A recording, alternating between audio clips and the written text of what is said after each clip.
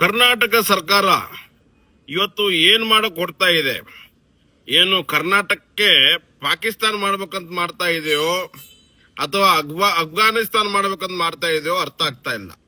ಸುಮಾರು ದಿನಗಳಿಂದ ಗಣಪತಿ ಮಂಡಲಗಳಲ್ಲಿ ಎಲ್ಲೆಲ್ಲಿ ಗಣಪತಿ ಉತ್ಸವ ನಡೀತಾ ಇದೆ, ಜರುಗ್ತಾ ಇದೆ, ಅಲ್ಲೆಲ್ಲಿ ಹೋಗಿ ಅವ್ರಿಗೆ ಕಿರುಕುಳ ಕೊಡುವಂಥದ್ದು, ಡಿಜೆ ಬಂದ್ ಮಾಡಿಸುವಂಥದ್ದು, ಇವೆಲ್ಲ ಇರಲಾರದು ಒಂದು ಸಮಸ್ಯೆಗಳನ್ನು ಇವತ್ತು ಕರ್ನಾಟಕ ಸರ್ಕಾರ ಉಂಟು ಮಾಡ್ತಾ ಇದೆ.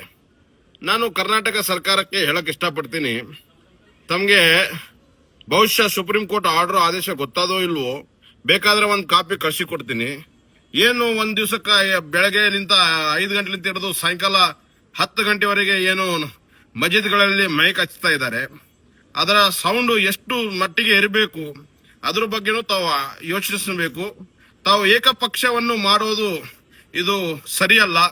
ಇದು ತಾವು ಮಾಡ್ತಾ ಇರೋದು ಬಹಳ ದುರಹಂಕಾರ ಮತ್ತು ಅಧಿಕಾರದ ದುರುಪಯೋಗ. ಅದೇ ತರ ಏನು ಮೊನ್ನೆ ಮೈಸೂರು ದಸರಾದ ಹಬ್ಬ ಆಯಿತು, ಆ ದಸರಾ ಹಬ್ಬದಲ್ಲಿ ತಾವು ನೂರಾರು ಪೀಠಾಧಿಪತಿಗಳು, ಹಿಂದೂ ಮಠದ ಪೀಠಾಧಿಪತಿ ಇದ್ರೂ ಸಹ ತಾವು ಇವತ್ತು ಯಾರೋ ಮುಸ್ತಾಕ್ ಎನ್ನುವ ಒಬ್ಬ ಮಹಿಳೆಗೆ ಕರೆಸಿ ತಾವು ಒಂದು ನಮ್ಮ ಕರ್ನಾಟಕದ ಮೈಸೂರು ರಾಜ್ಯದ ಒಡೆಯ ಒಂದು ಇಜ್ಜತ್ತನ್ನು ತಾವು ಕೀಳಾಗಿ ಮಾಡಿದ್ರಿ, ಕಡಿಮೆ ಮಾಡಿದ್ರಿ. ಇದನ್ನು ಆ ತಾಯಿ ಚಾಮುಂಡೇಶ್ವರಿ ತಮ್ಮನ್ನು ಮುಂಬರುವ ಚುನಾವಣೆಯಲ್ಲಿ ತಕ್ಕ ಉತ್ತರ ಕೊಡ್ತಾಳೆ ಮತ್ತು ಜನರನ್ನು ಸಹ ತಮಗೆ ತಕ್ಕ ಪಾಠ ಕಲಿಸೆ.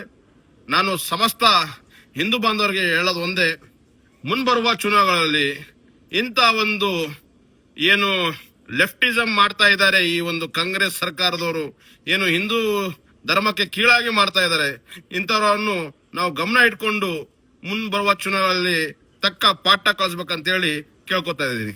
ಜೈ ಶ್ರೀರಾಮ್, ಭಾರತ್ ಮಾತಾ ಕಿ ಜೈ.